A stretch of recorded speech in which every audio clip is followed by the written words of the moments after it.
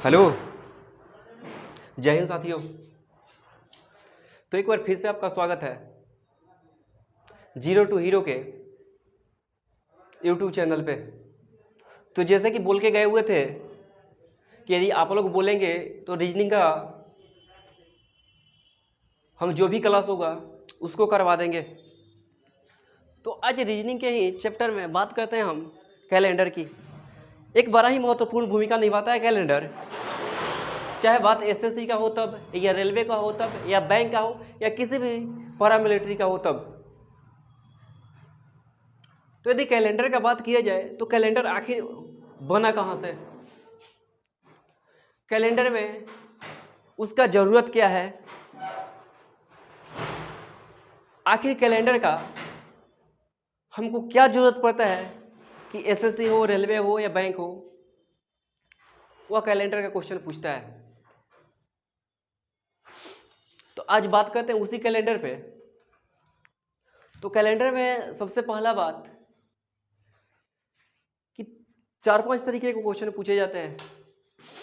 कि जैसे क्वेश्चन पूछ दिया कि 5 मई 2027 को कौन सा दिन होगा, पूछ दिया कि जिस दिन भारत आज़ाद हुआ था उस दिन कौन सा दिन था, या पूछ दिया कि 2027 में गांधी जयंती किस दिन को पड़ेगा। पहला यह टाइप क्वेश्चन।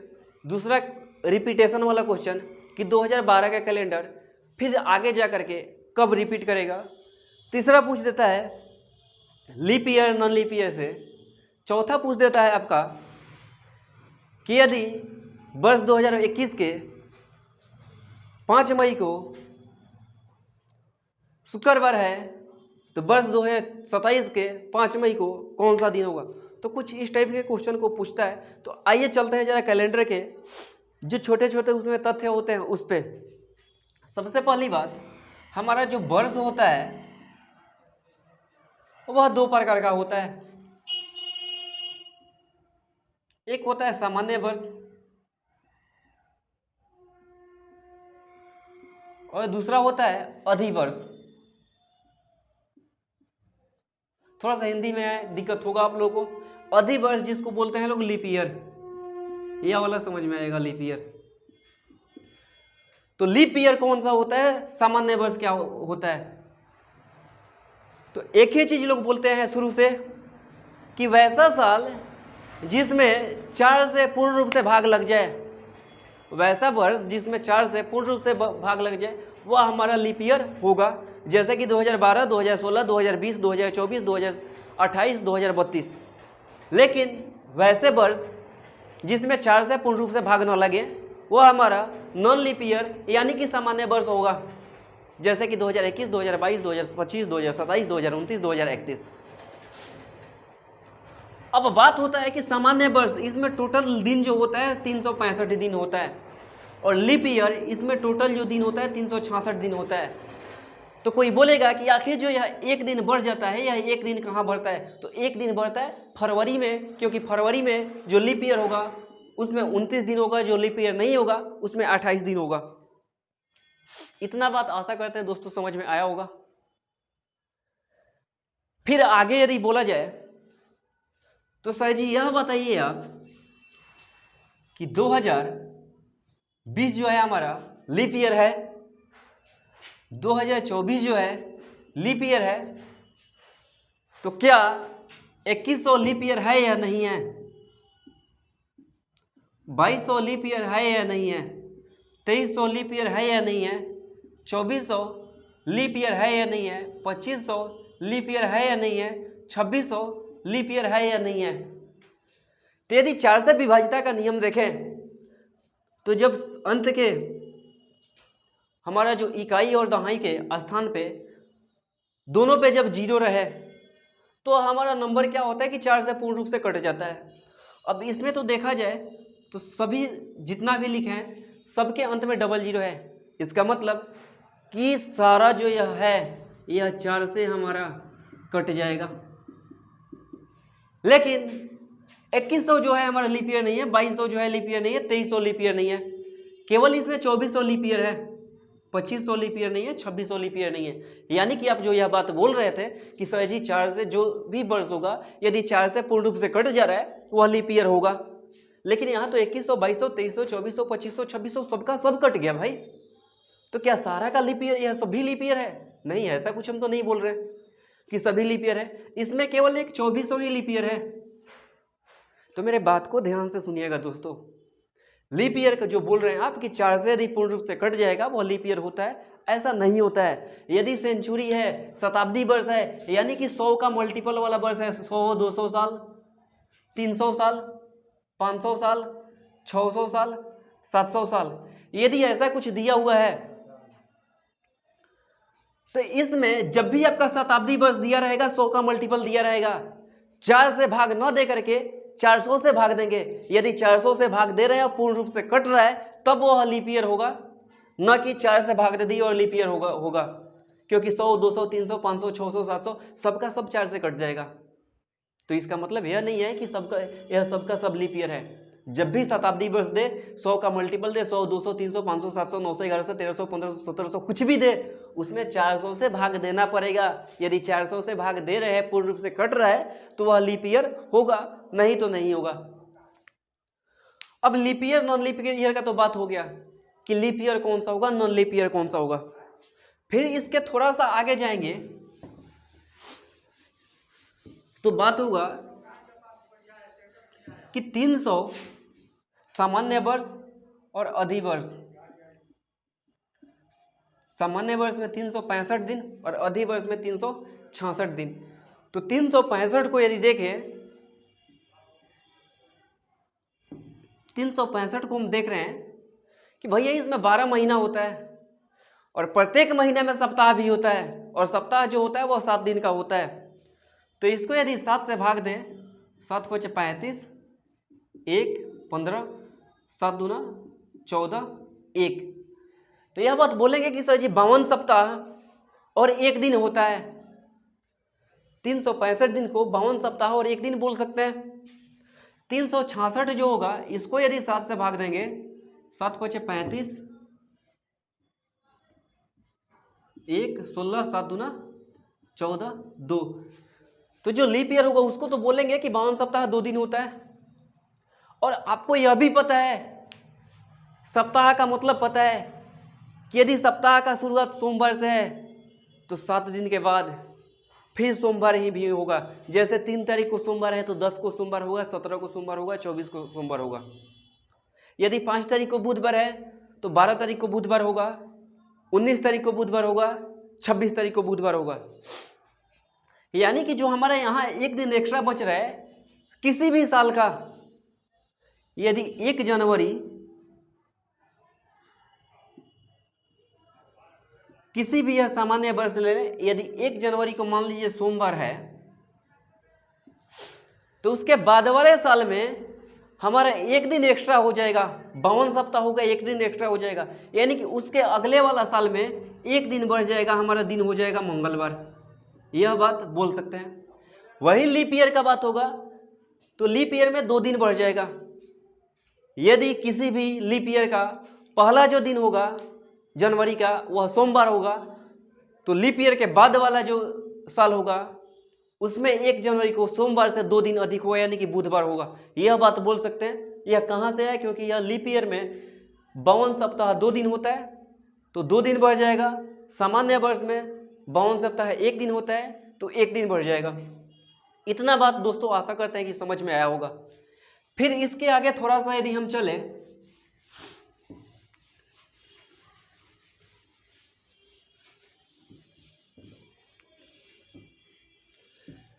यदि डेट पे चल दे कि कोई भी डेट आखिर निकालते कैसे हैं, तो उस डेट को निकालने के लिए हम एक टेबल बता रहे हैं और यदि यह टेबल आपके समझ में आ गया, यह टेबल आपके समझ में आ गया तो आप सीधा सा बात बोलेंगे कि नहीं, बहुत आसान ही नहीं बहुत आसान होता है कैलेंडर को बनाना। तो थोड़ा सा टेबल को हम लिखते हैं। संडे लिख लिया, मंडे लिख लिया, Tuesday, Wednesday, Thursday, Friday, Saturday. इतना चीज हम बोर्ड पे नोट कर लिए। 0 से स्टार्ट करेंगे। 0, 1, 2, 3, 4, 5, 6।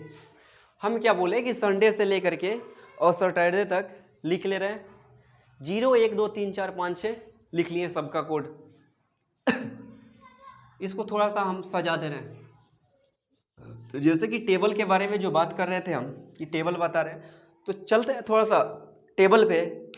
टेबल को हम लिखते हैं, सप्ताह में 7 दिन होता है। 0 से स्टार्ट करेंगे। 0, 1, 2, 3, 4, 5, 6।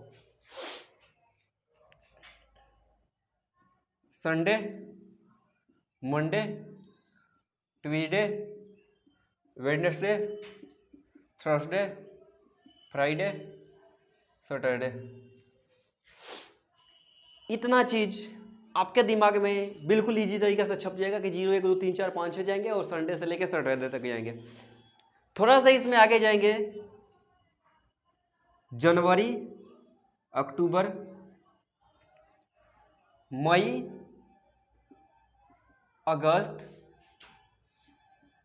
फरवरी, मार्च, नवंबर,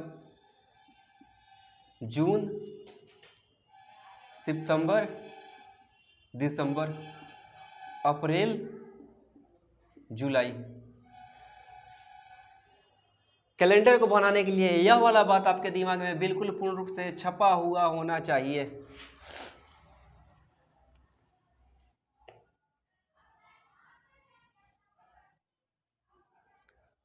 यह वाला जो बात आपको हम बता रहे हैं, यह वाला बात आपके दिमाग में पूर्ण रूप से छपा होना चाहिए।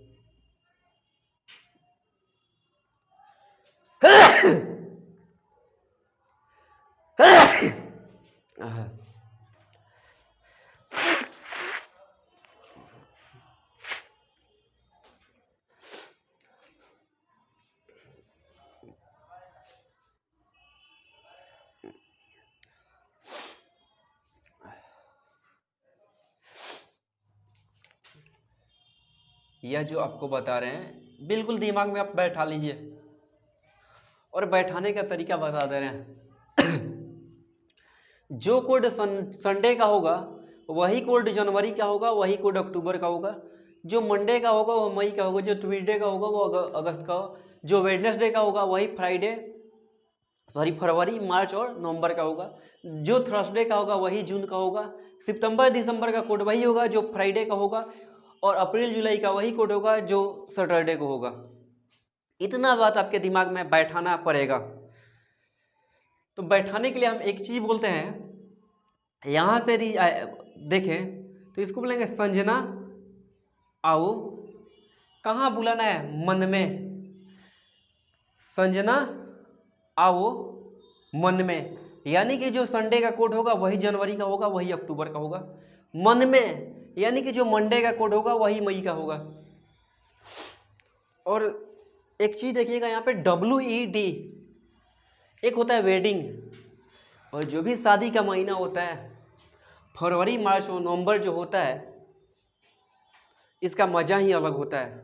यदि शादी करना हो तो आप फरवरी में कर लीजिए, मार्च में कर लीजिए या नवंबर में कर लीजिए। ना इसमें ज़्यादा ठंडी रहेगा, ना गर्मी रहेगा, ना बरसात रहेगा, दिक्कत किसी भी चीज़ का नहीं होता है। तो वेडिंग हमको कब करना है? फरवरी में, मार्च में, नहीं तो नवंबर में। वेडिंग से बनेगा वेडनेसडे, और वेडिंग क्या होगा? फरवरी, मार्च, नवंबर। यानी कि शादी हमको कब करना है? फरवरी में, मार्च में, नहीं तो नवंबर में। यानी कि फरवरी, मार्च, नवंबर का जो कोड होगा वही कोड वेडनेसडे का होगा। अब आ जाएं यहाँ पे तो जैसे अभी मई का महीना स्टार्ट हुआ है आज, इसके बाद आएगा जून, और जैसे ही घर से निकलेंगे चारों तरफ क्या होगा? गर्मी ही गर्मी होगा। जून में जैसे ही घर से बाहर निकलेंगे चारों तरफ गर्मी ही गर्मी होगा। यानी कि जून में चारों तरफ, जून का कोड कितना हो जाएगा? 4। बचा आपका सितंबर और दिसंबर। तो सितंबर और दिसंबर का जहाँ तक बात है, तो सितंबर और दिसंबर में देखें तो सितंबर में एक बड़ा ही अच्छा त्यौहार मनाया जाता है, टीचर्स डे। यह जो टीचर्स डे सितंबर में मनाया जाता है या 5 तारीख को मनाया जाता है। तो सितंबर और दिसंबर का कोड आप 5 ऐसे ही ऐड कर लीजिए, बाकी बचा आपका अप्रैल और जुलाई। तो जो बचा वो उसका 6 हो जाएगा। आते हैं इसके क्वेश्चनों पे। जैसे आज है 1 मई 2021। अब कोई आपसे बोल दिया कि सर जी यह बताओ कि 1 मई 2021 को कौन सा दिन होगा। तो इसको निकालेंगे कैसे, देखिए 1 लिखा हुआ है, 1 लिख लीजिए। मई का कोड कितना है भैया, 1। और यहाँ पे जो बात बता रहे इसको बिल्कुल अपने दिमाग में बैठा लीजिए। जब 2000 दिया रहेगा तो 2000 के लिए लिखेंगे 100, 2001 दिया रहेगा तो लिखेंगे 101, 2002 दिया रहेगा तो लिखेंगे 102, 2005 दिया रहेगा 105, 2020 दिया रहेगा 120, लेकिन 1947 दिया रहेगा तो अंतिम का 2 अंक लेंगे 47, 1972 दिया रहेगा अंतिम का 2 अंक लेंगे 72, 1980 दिया रहेगा अंतिम का 2 अंक लेंगे 80। फर्क इतना का ही होता है, जब 1900 में रहेगा तो अंतिम का 2 अंक लेंगे, 2000 में देगा तो 2000 के लिए लिखेंगे 100, 2001 के लिए 101, 2002 के लिए 102, 2027 के लिए 127, 2052 के लिए 152, इतना लेंगे। तो हमारा यहाँ 2021 दिया हुआ है, हम बोले कि सर जी 2000 के लिए आप 100 लो, तो 2021 के लिए 101 लोगे। इतना बात आशा करते हैं दोस्तों क्वेश्चन समझ में आया होगा। 1 मई था, 1 के लिए 1 लिख लिए, मई का हमारा कोड 1 है। 2021 हम बोले कि 2000 के लिए आप 100 लेंगे तो 2021 के लिए 121 लेंगे। अब आगे बात होगा कि सर जी यह बताइए कि 121 साल में कुछ लीप वर्ष तो होगा। तो 121 में यदि 4 से भाग दे देंगे तो 30 बार में पूरा कटेगा, 1 साल एक्स्ट्रा बचेगा। यानी कि 121 साल में 30 जो होगा हमारा वह लीप वर्ष होगा। टोटल हम लिख लिए 1 मई का कोड 1, 2021 के लिए 121 और 121 साल में 30 लीप ईयर। अब हमको दिन निकालना है भैया, तो दिन निकालना है तो 7 से भाग देना पड़ेगा सबको। अब आप 2 तरीके कर सकते हैं, या तो जोड़ करके सबको 7 से भाग दे दे।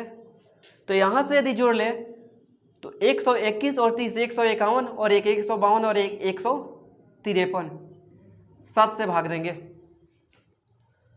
7 दूना 14, बचेगा कितना, 1 पे 3 आया 13, 7 एकम 7, बचेगा कितना 6। तो हमारा जो 6 बचेगा उसी को बोलते हैं अतिरिक्त दिन।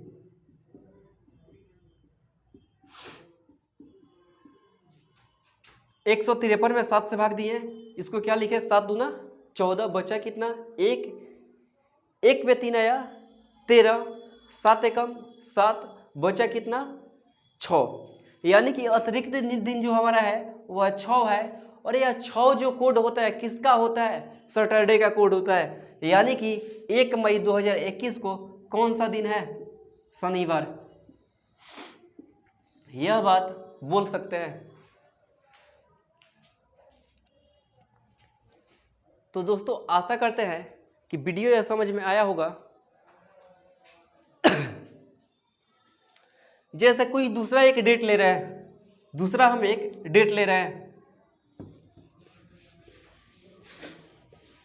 जैसे आपसे कोई बोल दिया कि सर जी हमको यह बताओ कि 5 मार्च 2027 को कौन सा दिन होगा।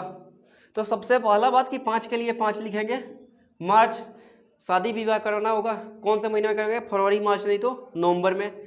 और शादी विवाह वेडिंग वेडनेसडे का कोड कितना होगा 3।